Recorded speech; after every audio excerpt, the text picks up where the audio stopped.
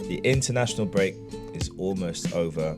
There's been so much happening in the world of football. We're not going to talk about none of that today. We're going to talk about something that's very important, very fun, and it's very fundamental to how you enjoy the beautiful game.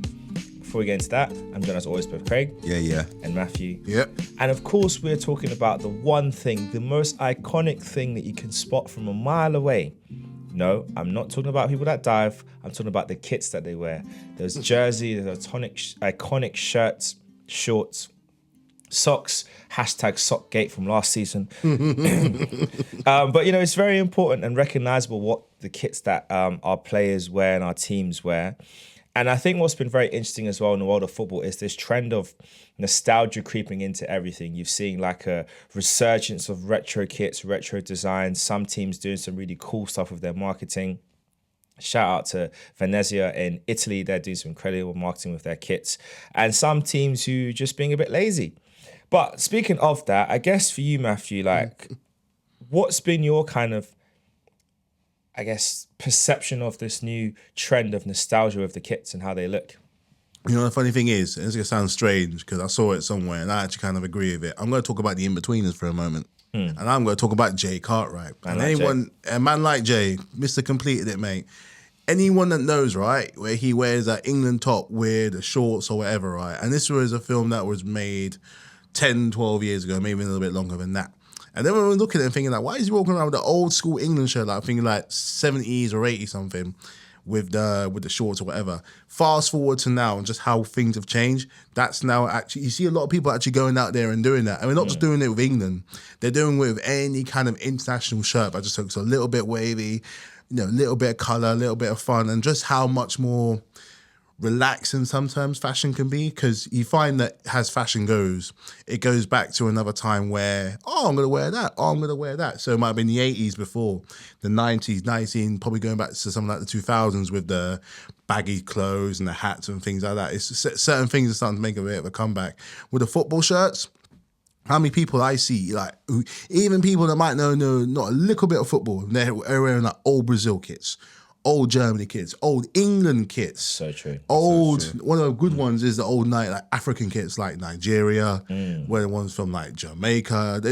There are some stunners out there because they just blend so well with everything else that they wear. They're comfortable. If you can get a good deal on them, great. One of the proudest purchases I ever made for my brother for Christmas, Reggae Boys 98 Jamaica shirt. Ooh. One of them, 38 quid, Nice one, 38 pound. And one of my proudest purchases, and it still looks good today. Maybe better today. But a lot of companies will get onto the set like Adidas, especially like Adidas have tapped into that. How it's just how with the crown, not the thing. They call it the trefoil. The trefoil, the trefoil, the leaf, and just how well that it looks good anyway. And just to match it on that shirt, it's a genius bit of marketing. So if you're an Adidas guy, you're blessed, you're good. But no, it's nice to see. So you can go out in the club and wear a little old school, I don't know, Newcastle West Ham shirt or something. It's actually really good, man. I love it. That's so true. I guess for you, Craig, what's been your take on this sort of trend of kits, classic kits in particular, coming back into fashion? I love classic kits. I got a lot of retro kits at home, Arsenal retro kits at home. I got a couple of the Adidas ones, got 2 or 3 of them. The retro one with one, and the Newcastle wore one. Ian Wright wore one on his debut. I got those kind of kits as well. I got the red one, the home one. I got the away one. I like retro kits. I think it brings out the nostalgia, and it brings out like the history of the club and the history of each football club of their history. And I think it's good that they're bringing it back into the game, because sometimes when they bring these new kits and they're not have any history of the club, part of the history, it's not very good. But having history of the club and people who are like fans like 30, 40 years ago can say, you know what? Oh yeah, I used to wear that kit when I was like 10 years old. They can tell, they can even buy kits for their grandkids. You know, this kit was what I used to wear when I was a young nipper. So yeah. No, it's true. I think that's important as well. Just that kind of coming together of the times. You have these classic kits, which is still ever present. You're seeing it a lot in like the marketing as well of these kits. How these clubs are trying to tap into that feel, which I think modern football has lost a lot of. I think we've gone through a period of being so hyper focused on change and new and just doing it. It's almost good to take a step back and look at things that were great. And it's funny seeing kits that at the time when they were released were very much heralded as terrible. Like for Arsenal, the bruised banana kit. I think it's from the 96, the 94, 96 season. No, it was the Bruce Banana kit was 93, 92, 93, yeah. And then you see how they brought it back. Famously, Aubameyang, Lacazette, Ozil, his last playing season at Arsenal. But it looked great. And he wore it great in the marketing. Not so much on the pitch. But yeah, so I think just to see that, with teams. But I guess with that, what would you say has been your favourite kit from your club? Mine first? Yeah. It's tough to pick because there's lots of options. So there's the one that I wore and the one that I always wanted. The one that I wore was the Autoglass with the white on the inside, the thing. Classic Zola, the big Autoglass. Umbro made some good kits. Umbro did used to make some really good kits and look good in white. Yep. It looked best in blue with little things here. Even the half decent yellow with the blue Autoglass right there. True. So that's the one that I had the blue. No, I never had the blue, funny enough. I had the white and the yellow when I was growing up. The one I always wanted was the 92 Commodore one, the one with the white like collar right here and the white things, and like little indents around, and just goes really well. Like those kind of old companies. I think Commodore's an old tech company or something, but old tech companies just seems to sit really well on old like football. The same way that in motor racing and motorsport. We obviously don't do it anymore because we're a bit more conscious about our health and things like that. But tobacco companies used to sit so good on racing. We're talking 555 on a Subaru. We're talking, you couldn't separate Marlboro and Ferrari. You could not separate it. And I know the way times move, and rightfully so, it had to change. But you can't not look at it and get a little bit nostalgic and get evocative of how it used to look. It's not just football; it's motorsport as well. They just looks really, really good. And something about old tech sponsors on because this is when we had a bit of a red in our little logo in our crest.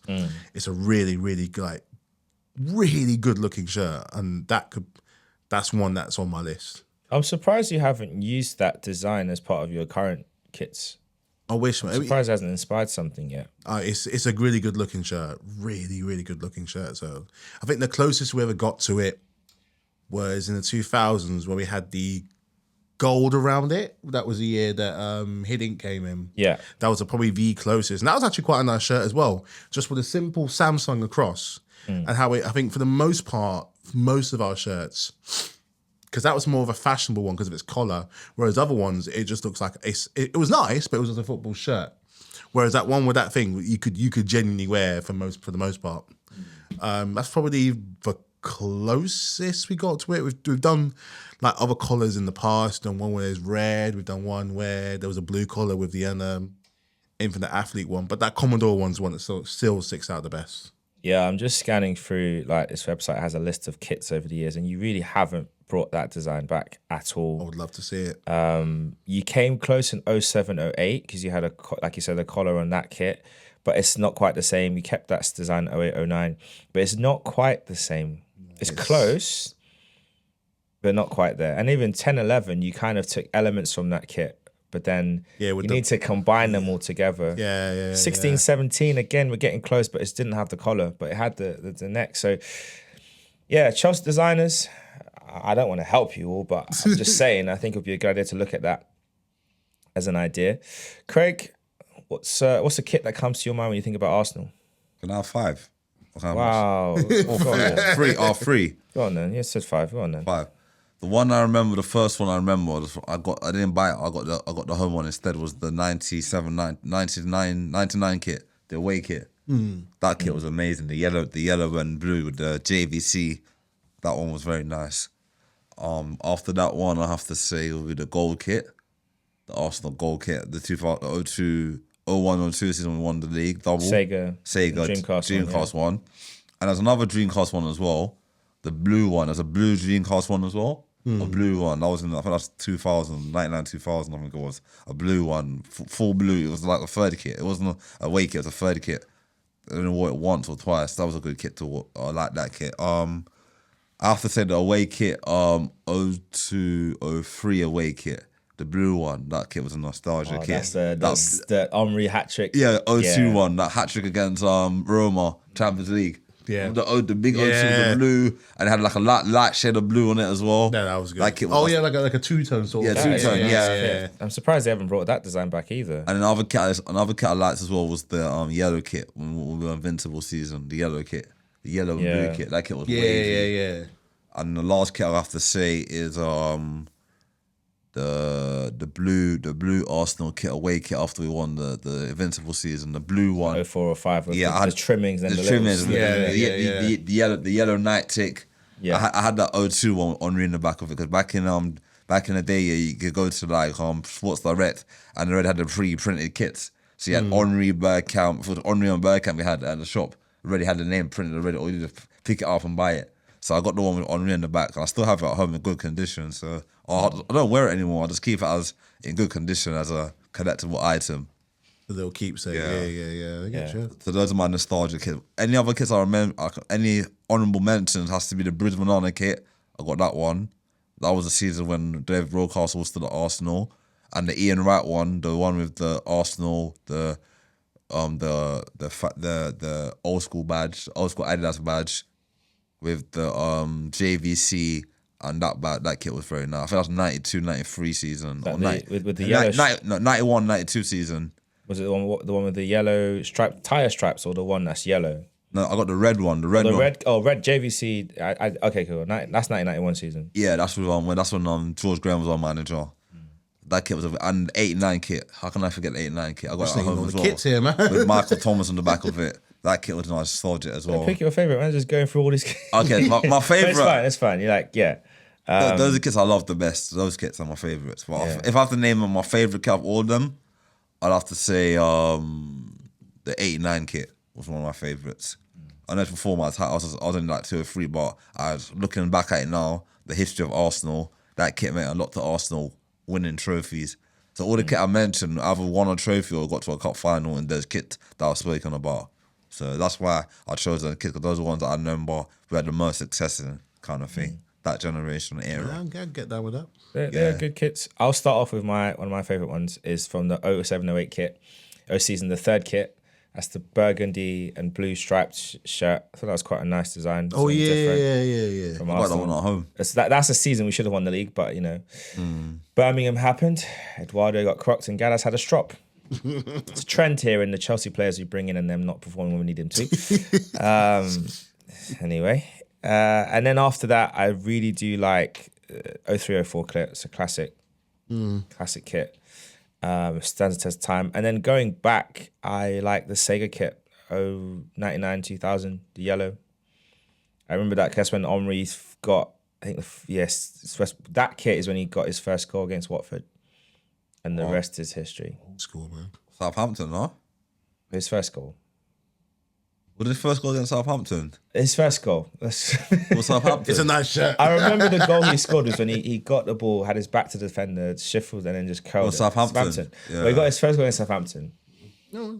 Anyway, he got his first goal. That's the part that matters. The team as we know, Southampton.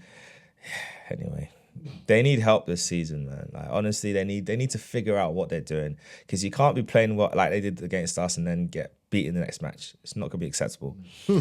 But, such is life sometimes in football. But yeah, I guess that's the thing with our kits, our clubs and our kits. And those kits mean a lot and have great memories attached to them. And obviously we've seen a lot in the marketing nowadays that they are leaning into this kind of classic, nostalgic feel. And with that in mind, if you could bring back a kit, one classic kit for your team to wear, which kit would you bring back? You go first. Go first. Which kit would you bring back, Craig? It has to be the blue kit from 02-03 season, or the gold kit. The blue kit and the You gold gotta pick kit. one. Okay. You gotta pick one. You know what kit I didn't talk about? They're gonna bring back next season anyway. The night kit from 96 season. Remember the blue night kit with the lightning bolt. That one will be wavy at Arsenal with the Adidas straps on there. Oh my gosh, that one would be one to bring back. If I'm 96 away kit. Gonna have to go to the auto. Gonna have to go to good old Matthew Autoglass. still Autoglass. Gonna have to go with the Autoglass.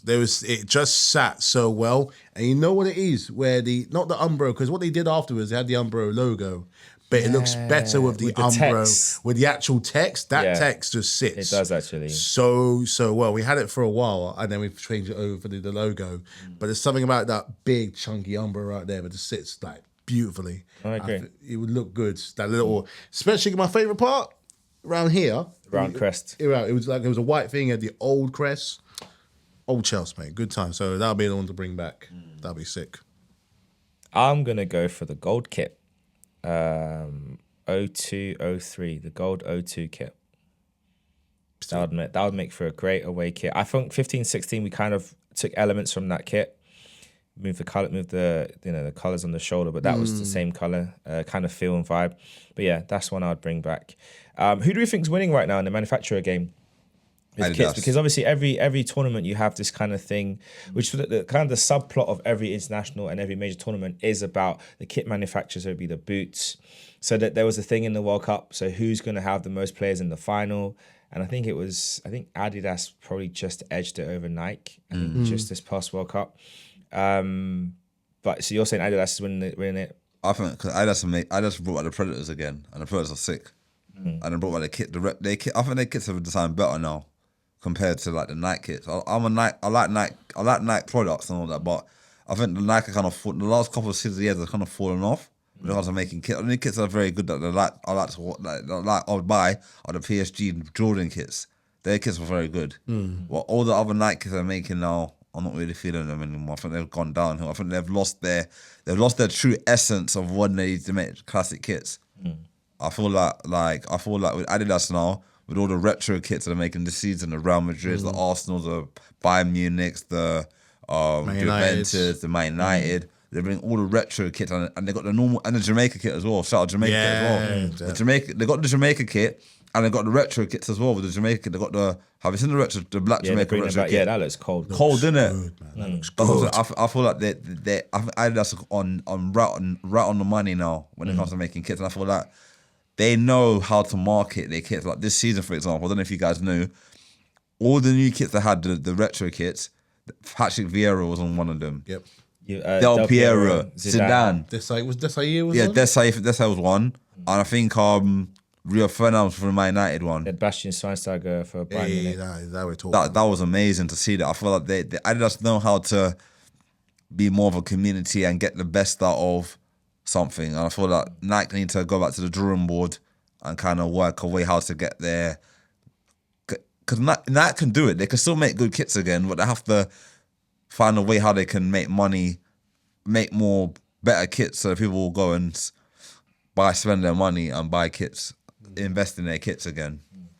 How do you think, with that in mind, how do you think Nike have fallen off then, Matthew, in that sense? I don't know if so much they're falling off. I just think their priorities have changed. They're much more about the function of things. So most of the time when you go and buy their things, it's for a specific reason, whether it be a pair of boots, whether it be like a shirt or a sports shirt or something like that. As much as I loved my Chelsea kit, especially the black and pink one right now, I couldn't necessarily see myself wearing it out on a social event that didn't have anything to do with football. Whereas if they were to do a nostalgic take on one of the old shirts from way back when, like what Adidas did, that's a whole different story. So there's two sides to Adidas. There's the function side, then there's a form side. There's always been that thing between the two. For every Predator and Gazelle you get, there's a Stan Smith.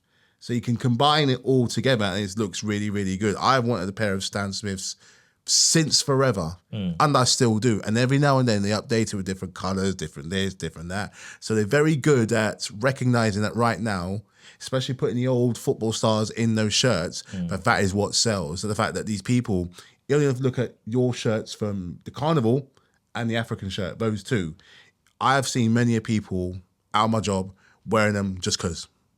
Wow. They ain't necessarily going to the gym, they ain't necessarily go football, but they're wearing it because it's like, hey, it's like a good looking thing. Whereas with other clubs, like us, they're wearing it from like way back when.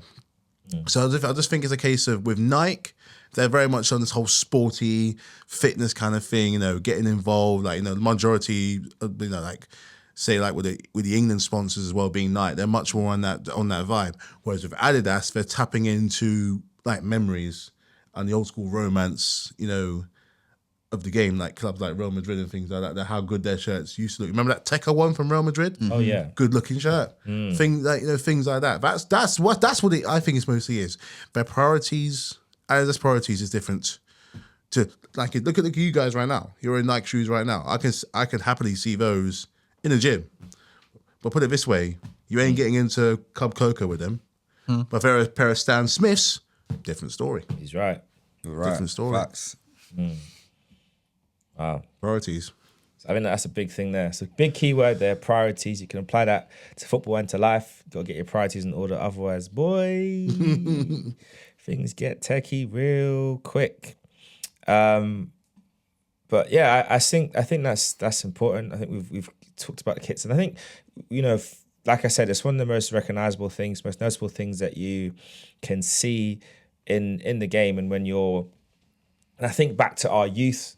I say our youth, when we were little, we were in our school days, and when we used to get home and turn on our video games and stuff. One of the things that I used to enjoy spending hours doing, and I used to always do this when I used to get a brand new Pro Evo, I would literally spend the first 2 hours of that game updating all the kits and for the teams that weren't licensed, and then getting the boots all the right color, and then because back then you could edit all the players irrespective of their license or not. So I'd get the haircuts updated. I would spend 2 hours, which is now I understand why I do editing. But I would spend 2 hours I'd play one match just to test the game, literally just one match. I'd pick two teams, play a match, and then go straight to edit mode, and I'll spend hours editing it. He used to make my kits for me back in the day as well, my PS3 and PS4. Yeah. Craig would be like, "Oh, Clive, can you update my kits?" Like, I'd be like, "Oh, okay." It's like, no, can you do it now? Like, one day would pass. Clive, can you do it now? Because I was like, all right, cool, let me just get onto it. But there was just something about that, which I think kind of talking about kits, and we think about this whole area of nostalgia, and you think about video gaming in particular. Of course, you look at the landscape now in the gaming world for football video games in particular. When you look at it realistically, if you want the best, most realistic experience, you're really looking at Football Manager. And obviously, they've delayed their game now until I think it's April, May next year. It's going to come out. That's mad. Which they've just delayed it. And then when you look about it in terms of the actively playing on the pitch, you've got 1.5 option. You've got eFootball, which is half an option, and you've got obviously EAFC, which used to be called FIFA, and that's all you've got. And with eFootball, they're still working out some stuff, and it's taking a while to mature the game, and it still feels very much like the gameplay is great, but there's nothing else to do. And then on FIFA, or EAFC, it's like there's good and there's bad, and you just kind of have to put up with. You have to edit it. You tweak your the parameters on the game. You've got your custom sliders. You can kind of make the game play more like what you want. But it's not the good days when you had. I mean, Pro Evo was always better than FIFA for a long time. Yeah, And then we changed over to the PS3 era, and I think that's the point when FIFA started to take over. Yeah. Not because they became better, or because Pro Evo became that much worse. So it's like they became better by default because Pro Evo was sliding down a scale, and FIFA were just kind of like, oh, okay, we can kind of, they're pulling away, but it's like, how are you grading the two games? Can I tell a story what happened? The guy who used to make Pro Evolution Soccer, he left Pro and went over to FIFA. I took all the ideas he had from Pro to FIFA. That's how FIFA got on top. He was there for a long time. I don't know if it was Chinese or Japanese. Very Japanese developer. He was a big guy. He made all the Pro Evo, the classic one with the Ronaldinho. No, with the Adriano and Henry. Those ones, John Terry. No, it was John Terry. Yeah. Then when he left, Pro went downhill after that, and they have not recovered since. They have not recovered since. I think it depends how you look at it. But I guess for you, Matthew, like when you think back to those days, what would you say was like your favorite of them to play? Like, what was your favorite FIFA? What was your favorite PES? Oh, see, I was much more of a FIFA person for the very little that I played it. One of my favorite ones, and because it was the one that I was the best at, and I could just play. I'm going to go a bit further back, and that was FIFA 2000 on the PC. And I had this old, chunky PlayStation S controller plugged in my computer, the loudest computer in the world, by the way. It didn't do much right, but the one thing it did do with the disc as well, Sol Campbell on the front, proper like simple FIFA graphics, like nothing, no glitz, no glamour, just you and the game. And I would just go in there and I would just tear up. I was starting season after season to the point I was getting bored with Chelsea and like, I'm going to do something else, man. It was just like, rah, rah, rah. But and that was probably my favorite one because that was probably the one I grip. You know, when you play a particular game, he's grip it the most and he's absolutely master it. Yeah. And then obviously after that, things change. And then, quite frankly, my brother just got a lot better at it than I did, to be brutally honest.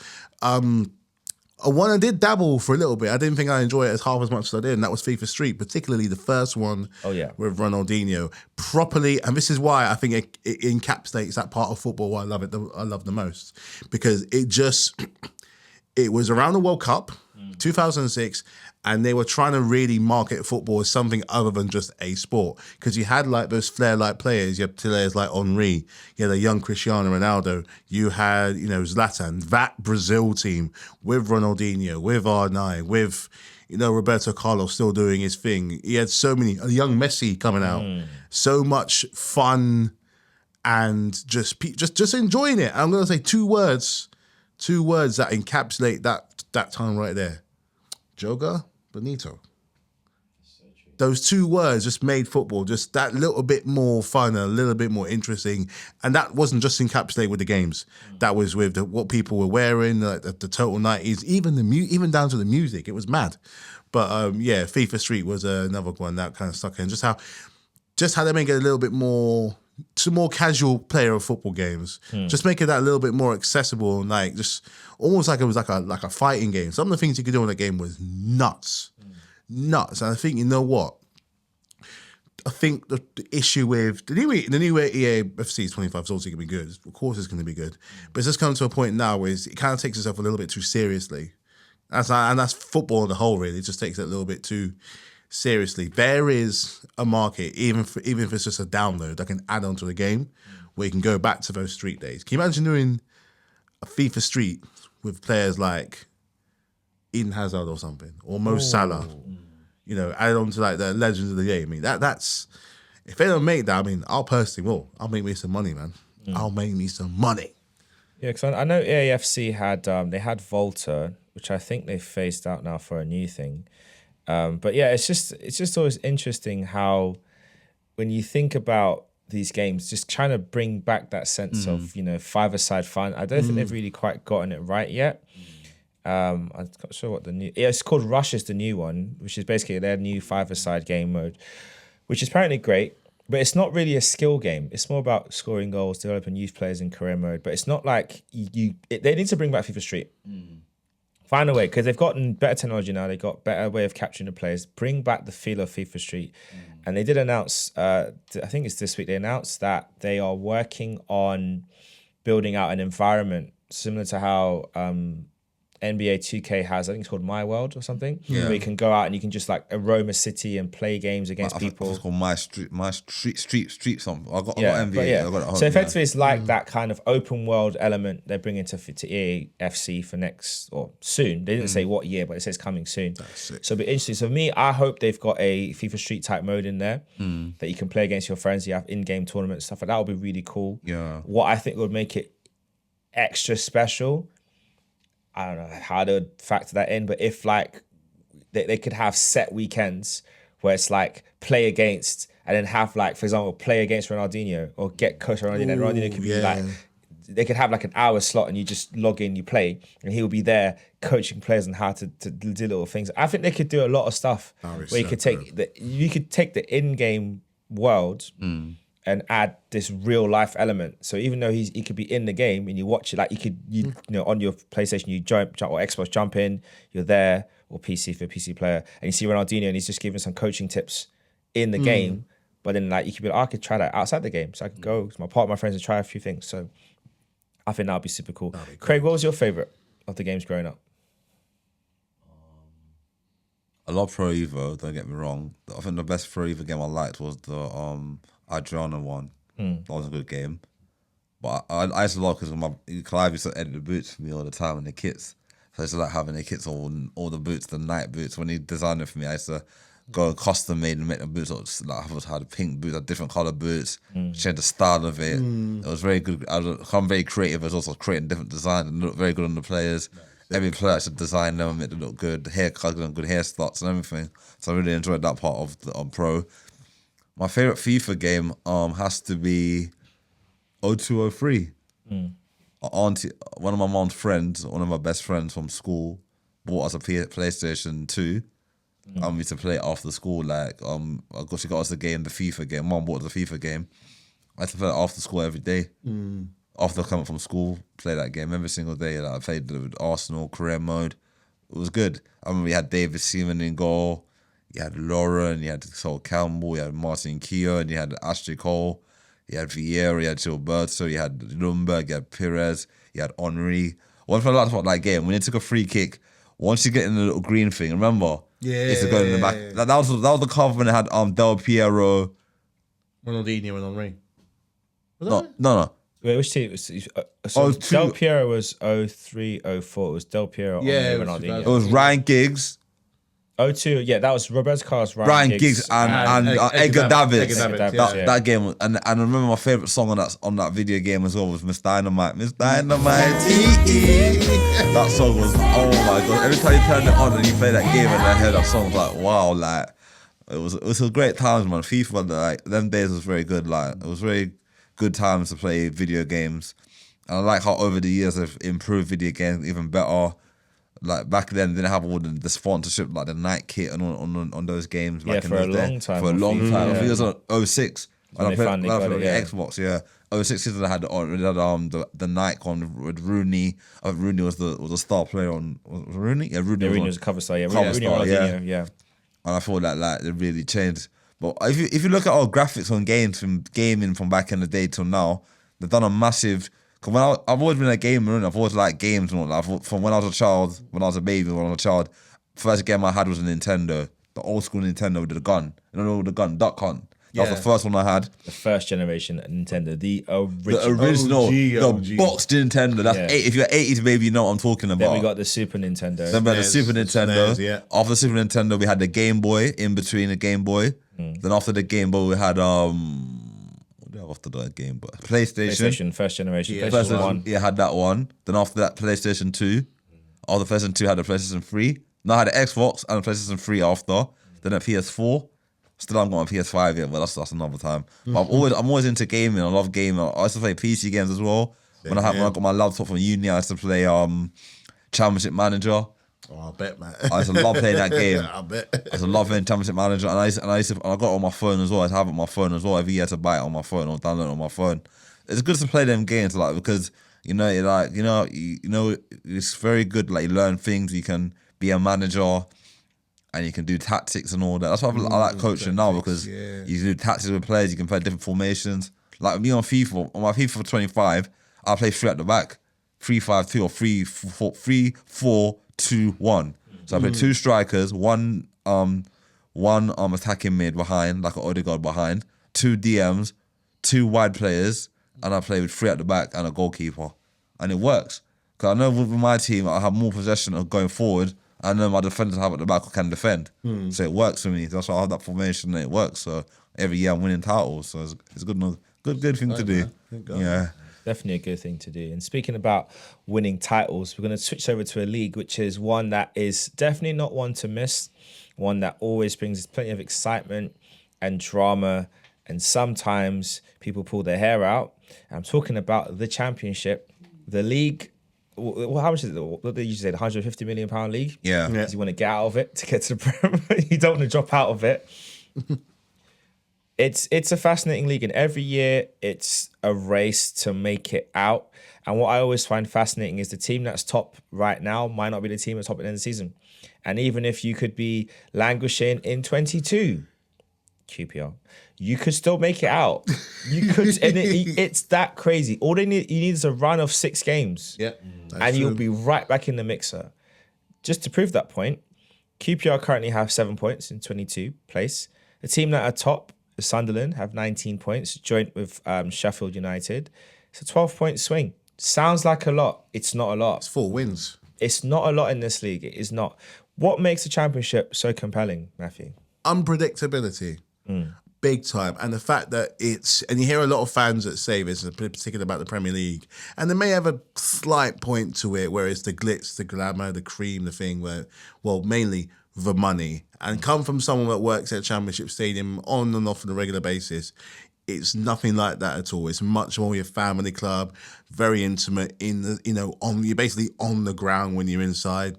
None of this fancy food, old school pie, burger, chips sort of affair. Father and son come down, watch their kind of club. And it's pretty much like that across the board for most of the clubs. And look at where they are in the parts of the country, You've got like the Arsenals, the Chelseas and things like that in the thing parts of the higher profile parts of London. I mean, they got someone like QPR in little, just off the cuff of Shepherd's Bush Market, Goldhawk Road. Then you got somewhere I live in Watford, and I got Vicarage Road, literally slap bang in the middle of houses off the street. It's literally, you just drive down the road and it's just bare. Loftus Road is the same.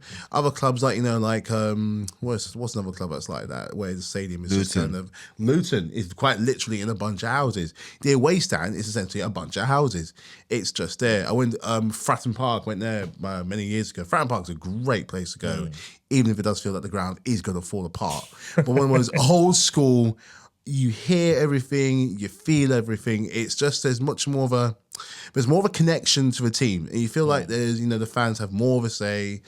They might not have the money, the profile, but they have the heart. This is why we have these teams in the league. So when people talk about those important clubs, teams like, unfortunately teams like Bury, which are no longer around, other founding teams, that English football as it is will not be what it is without them. And you need those leagues to kind of help to understand why people love football in the first place, because they're nothing without it. And it reminds you of what football was in the first place. It's an escape from normal living, where you can just throw yourself into a game on a Saturday or whatever day it is for a couple of hours a day, watching, maybe a local lads play, because a lot of them are. Most of them are.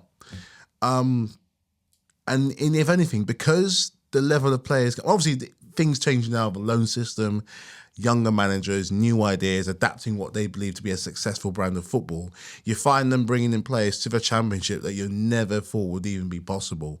So naturally things do change over time. But there's still very much that element of a local feeling, and you just don't necessarily get that in most teams of the Premier League. That is a very, very true point.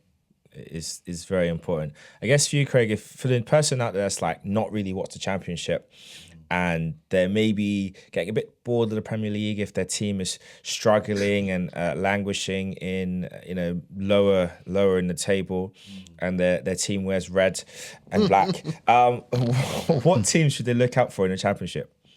I watch a lot of championship. I watch a lot of like League One football, championship football. Like I watch a lot of football anyway. Any football's on TV, I go and watch it. I've been anything to watch for in the championship. Like you got your entertaining team in the championship. You got West Brom's are very entertaining to watch. Your Sheffield Wednesdays are very entertaining to watch as well. They're again with the high scoring games. You've got your Plymouth under Wayne Rooney. They give it entertaining games as well. They're doing all right. Sunderland are doing well this season. It's good to see them back in the Premier League again. You got your Sheffield Uniteds. You've got your Watfords. Watford always won the championship. They just last season they were very much in the middle. Often, certified championship club. Certified. You got QPR as well. QPR has got good players, but I think they sold a lot of their good players in the summer. But they just need to consolidate now and try and don't get in the relegation. So they've got a good manager. That manager's very good. Like he almost got them into the playoffs last season. So I would say give him time. Let the new squad. So it's a young team now. They got rid of Chris Willock. Chris Willock went to Cardiff in the summer. I was a bit surprised about that move, but if they can keep this team together, maybe in January add a couple of loan signings here and there, a couple of Premier League players who just are not getting minutes, go there and kind of help them climb up the table. They could have a good season. And then you got your Middlesbroughs as well. Middlesbroughs won the Premier League a couple of years ago. Middlesbrough, a good Premier League team back in the day. They got to a cup final. They won a League Cup final. They have a good manager, a good young manager. Michael Carrick, he's a good manager. And you've got like obviously you've got Ipswich who won up last season, one of the best seasons in the Championship. They did well. They did well in the Championship last season. And you got like Leeds still in the Championship. They didn't qualify because they lost in the playoff final. Southampton. They got some great players in their team. I know there's not a lot of their players in the summer, but if Leeds can get it together, Leeds are only 5th in the table right now. If they can win a couple more games, they're in the playoff place. They're in the playoff place right now. Playoffs, yeah. If they can climb up the table, they can definitely overthrow Sheffield United and Sunderland. But Sunderland, to be honest, to be fair, Sunderland played some great football because I remember when they had Ahmed Diallo from Man United, their winger. He was their player of the season when he was there. He was their best player. Then they have players like Patrick Roberts. I think he's gone to. I think that's Celtic now. I think I remember correctly. Patrick Roberts. I think that's Celtic. You got Bellingham's younger brother. Joe Bellingham's a good player as well. They bought him last summer from Birmingham. He's a good young player. They've got is that Stewart guy still there? Something Stewart. Patrick Roberts still at Sunderland. He's a good player. Yeah, he's not left. He's still there. Is that Stewart guy still there? I think there's a player called something Stewart. I don't know if he's left. He's one of their better players last season. Is that Clark guy still there? No, Jack Clark he's moved to the Premier League this summer. He's gone to the Premier League. Yeah, I think he's at Ipswich. Okay, he was a good player. He was their best player last season in the Championship. So I think Sunderland got some good players. Leeds had their best players last season. They had the guy's gone Somerville, who was their best player last season. That guy went to Brighton. Yeah, Somerville's gone to West Ham. He's gone to West Ham. Yeah. Ruta, their striker last season, he went to Brighton. They activated his clause. They didn't think that anyone would activate their release clause, and Brighton activated the release clause. He's gone to Brighton now. They sold a lot of their good players. They sold Archie Gray, one of their young midfielders, to Tottenham. Yeah, well, he was not going to play anyway. What was the player you were saying before at Sunderland? Which one you were asking about if he's still there? Clark. No, Clark's gone. Stewart. I don't know if he's still there. I don't think he's there. No, I think he's not gone on their now. squad list. I think he's gone now, but he was a good player for the last season. I think Sunderland had to balance the book in the summer anyway. But the Championship got some good players. They got some great young players. You know, a lot of them get released from academies and they drop down to the Championship. I mean, that's a good learning apprenticeship to go to the Championship, do your thing in the Championship and get a big move. Apply your trade, isn't it? I mean, one player they have got is Joe Bellingham. He's a good player. Jude's brother. So yeah.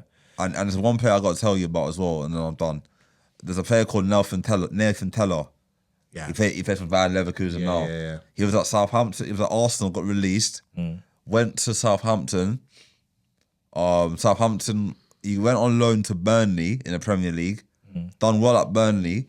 And then got a big move to Bayer Leverkusen. They'd won 4 trophies at Bayer Leverkusen. So if you do well in the Championship, you will get a big move. It gets recognised. Get recognised. Even Lookman, who's at Atlanta now. Yeah. He was in the Championship. He was at Charlton.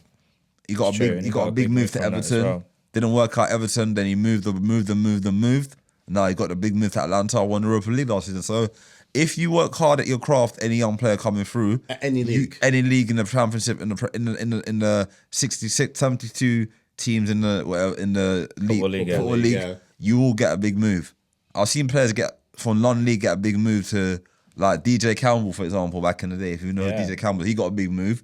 You got players like who else got a big move? Theo Walker got a big move from Southampton to Arsenal. Gareth Bale.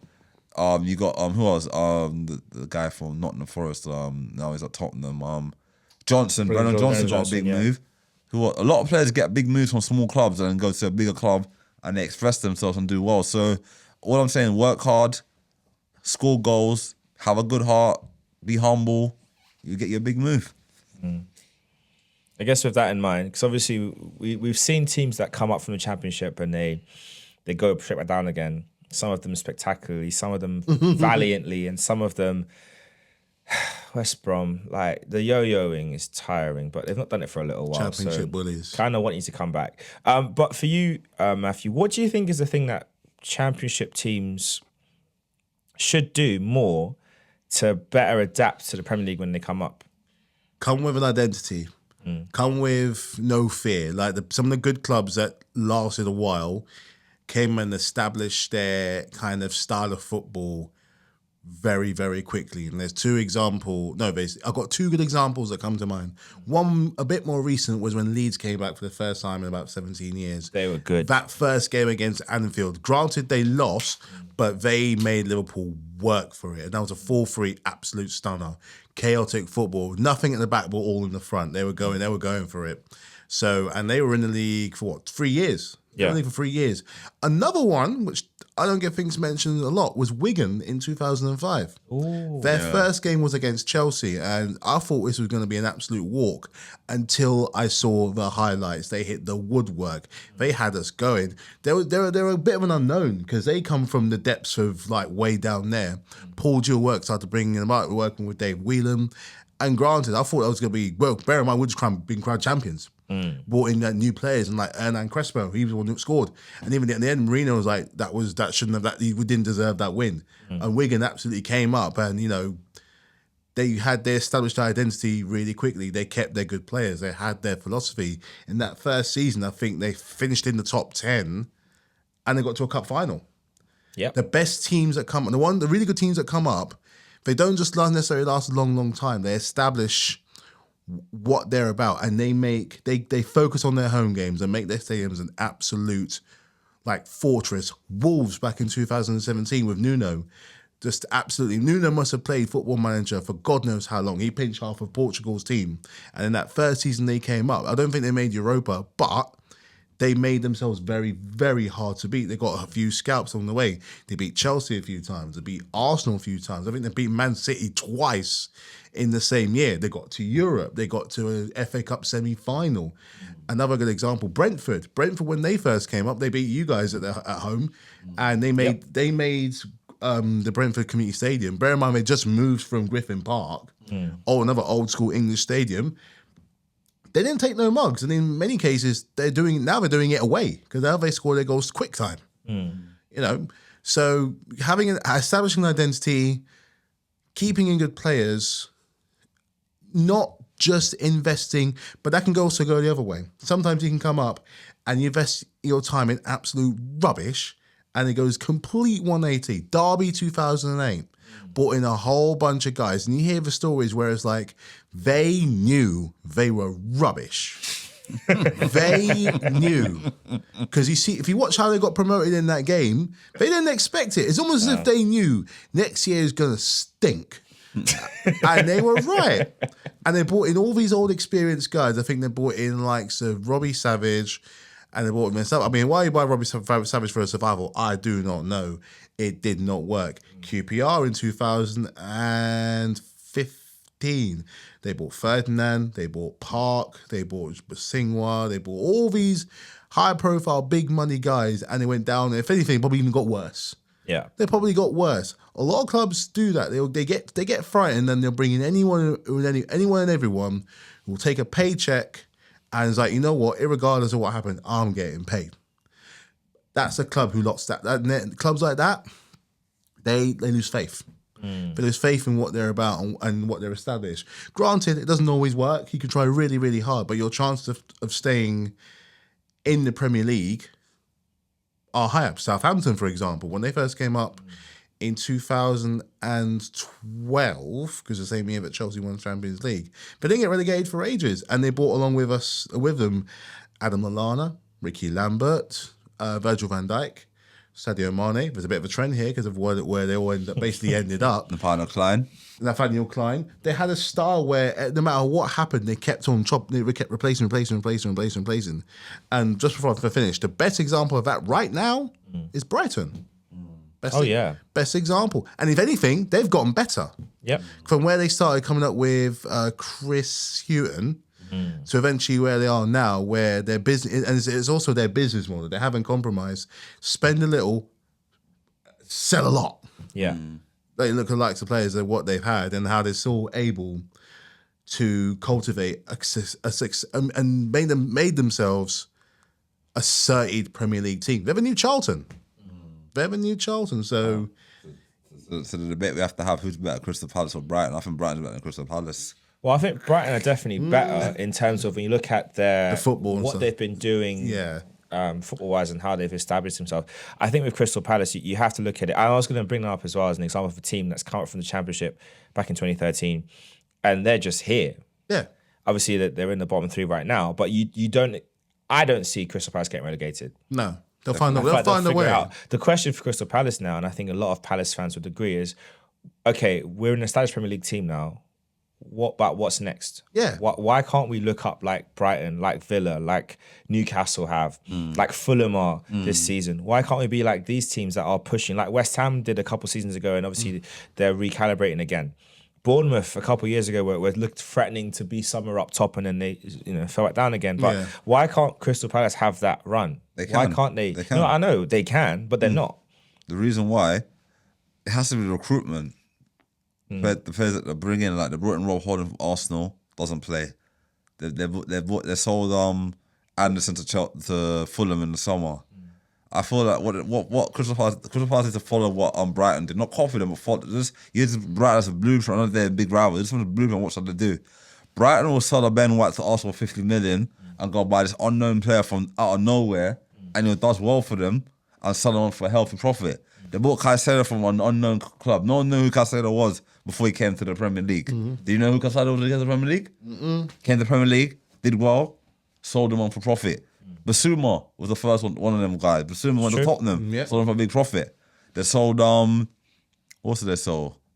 They sold someone. They got Danny Welbeck. McAllister. Yeah, but McAllister to Liverpool. But I think with that, you're right. They definitely need to look at that model and find ways to implement it. But I think the thing that works for Brighton is that they have agreements with these players that they know you're only going to be here for a short time. And if a big club comes in for you or a club that you'd like to move to comes in for you, then of course we'll happily help you go let that happen, on our terms.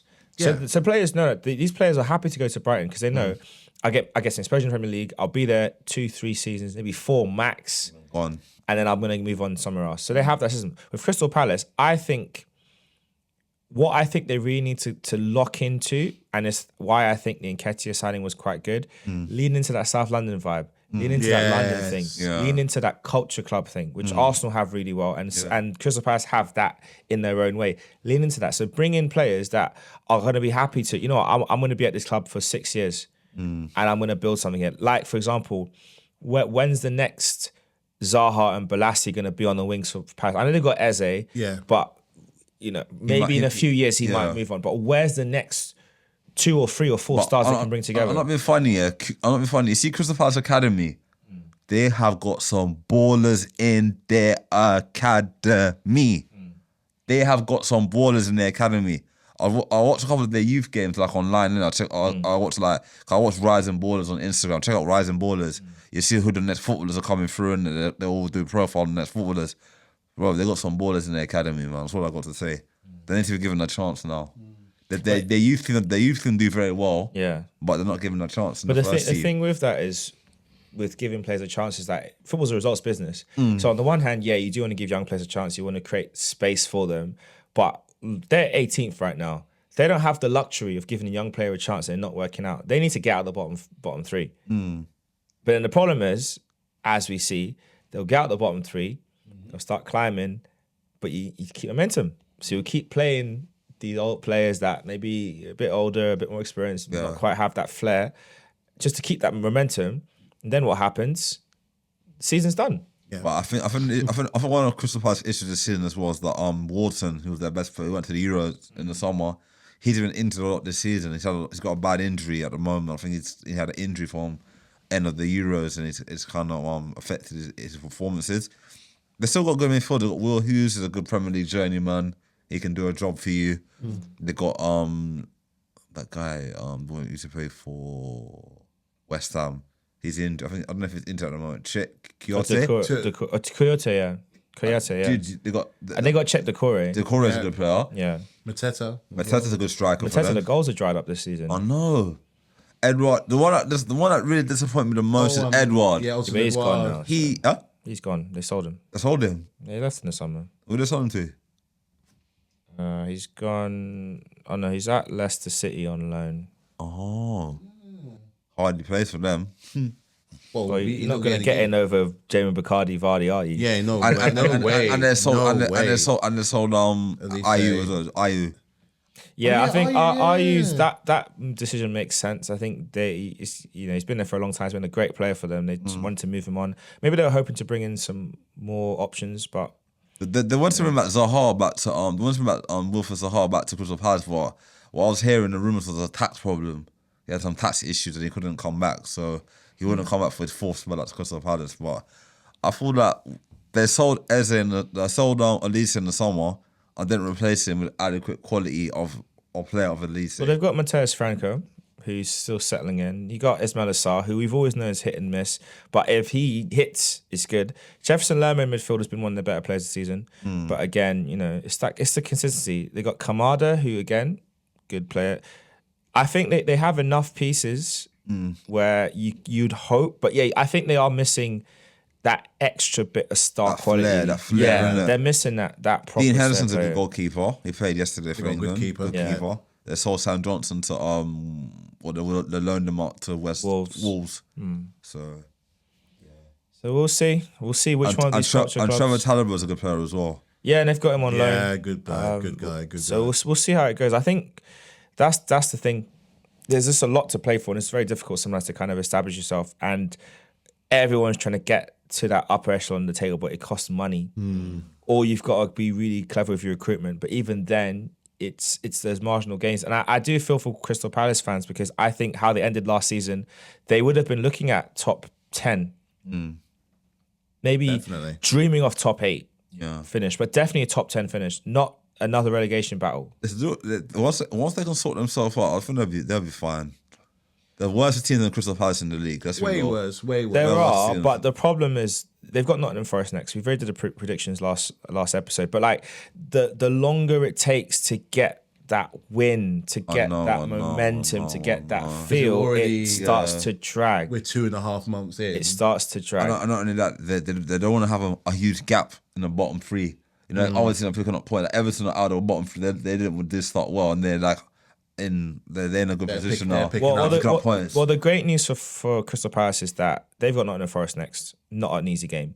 But Everton and Ipswich play each other. Ipswich have 4 points, Everton have 5 points. So if you're Palace, you get a 3-point win and there's a draw in that match, you would leapfrog Ipswich. Back in the conversation. So it's early. I mean, look, we're 7 games in. It's still very early days. very early, but yeah. you can. This is kind of where the doubt starts to set in and where problems start to grow. And we'll see at the weekend how these teams perform, how our teams perform. Will Palace start to kickstart their resurgence? Will QPR start climbing up the table? Will Sunderland till I die stay top of the championship come the very end? Will they be back in the promised land? Because, I would love that for Sunderland. I'd love if they made it back. We need another, was it a Tyne Weird derby? Tyne Weird derby. We need it. miss the Newcastle, Tyne. Sunderland. Need it. Classics. What you don't want, right? What you don't want is for Sunderland to go another year without promotion, but Wrexham get another one. First time free, because they're going for the trifecta.